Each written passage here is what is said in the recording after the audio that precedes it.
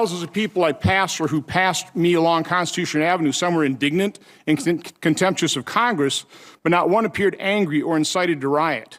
Many of the marchers were families with small children. Many were elderly, overweight, or just plain tired or frail, traits not typically attributed to the riot-prone. Many wore pro-police shirts or carried pro-police black and blue flags. Although the crowd represented a broad cross-section of Americans, mostly working class by their appearance and manner of speech, some people stood out. A very few didn't share the jovial, friendly, earnest demeanor of the great majority. Some obviously didn't fit in, and he describes 4 different types of people: plainclothes militants, agents provocateurs, fake Trump protesters, and then disciplined, uniformed column of attackers. I think these are the people that probably planned this. He goes on, the D.C. Metropolitan Police were their usual professionally detached selves, standing on curbs or at street crossings and exchanging an occasional greeting from marchers. When we crossed 1st Street Northwest to enter the Capitol grounds where the Capitol Police had jurisdiction, I noticed no police at all. Several marchers expressed surprise. The openness seemed like a courtesy gesture from Congress, which controls security.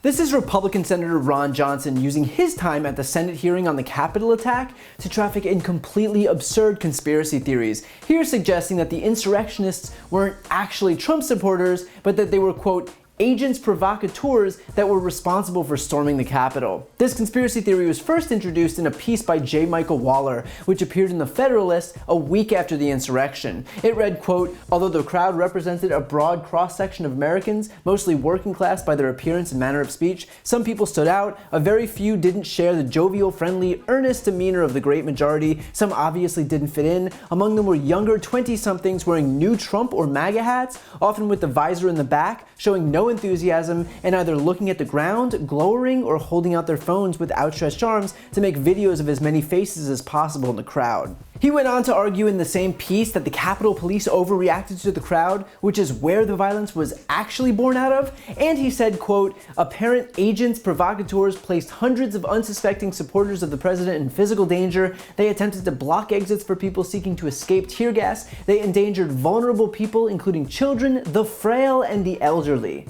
In other words, the conspiracy theory here is that the left came in disguised as Trump supporters with MAGA hats that they just purchased, and that they were different from the happy, carefree, jovial Trump supporters because they were Democrats that are out of malice to stir up trouble. And in fact, they put the real Trump supporters, which consisted of children, the frail, and the elderly, in danger. Yeah, no, that totally checks out. In reality, though, that bears no resemblance to what actually happened on January 6th. First of all, the FBI has already come out and said that there is zero evidence that Antifa or any provocateurs on the left were even present, much less responsible for inciting the insurrection. And second, the people they arrested were quite literally avowed right-wingers. A number of those arrested were part of far-right groups like the Oath Keepers. In other words, this article surfaces more lies surrounding an insurrection that was incited in the first place by other lies. It is this endless loop of disinformation on the right. And what's worse is that we already know how dangerous promoting outright lies can be. We saw that firsthand on January 6th. So to then turn around and surface more lies on top of that, knowing the violence that they can cause, is just the peak of irresponsibility. Not just from this hack journalist, but even more so from a United States senator. And yet when it comes to Ron Johnson, this should come as no surprise. Bear in mind, Johnson traffics almost exclusively in conspiracy theories. He suggested that Pelosi impeached Trump for the January 6th insurrection only to cover up her own role in inciting the riot that day. He even came out and said that he didn't even believe what happened on January 6th was an insurrection. This didn't seem as like an armed insurrection to me. I mean, armed, when you hear of armed, don't you think of firearms? Mm-hmm. Here's questions I would have liked to ask. How many firearms were confiscated? How many shots were fired? I'm only aware of one.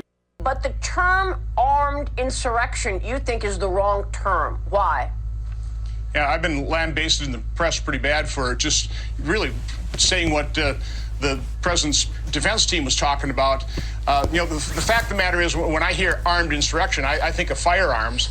I was just asking the question, well, how many firearms were confiscated? How many shots were fired? I know of one, and I'll defend that law enforcement official.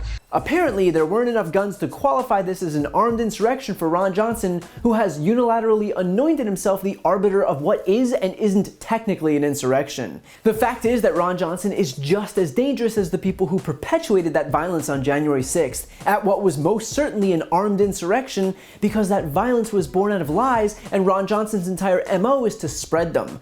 Those events exist because of people like Ron Johnson, and his insistence on continuing to traffic in that disinformation is all the proof you need that even a dead police officer, even a number of dead Republican voters, even a riot at the seat of democracy won't stop these people from continuing to sow the seeds that'll only germinate into more and more violence. It's not a bug, it's a feature. But with that said, remember that Ron Johnson's up for re-election in 2022 in a state that just elected a Democratic governor, a Democratic lieutenant governor, a Democratic attorney general, a Democratic senator, and a Democrat for president. So by positioning himself not only as a far-right Republican, but an outright liar and conspiracy theorist, he's daring the people of Wisconsin to replace him.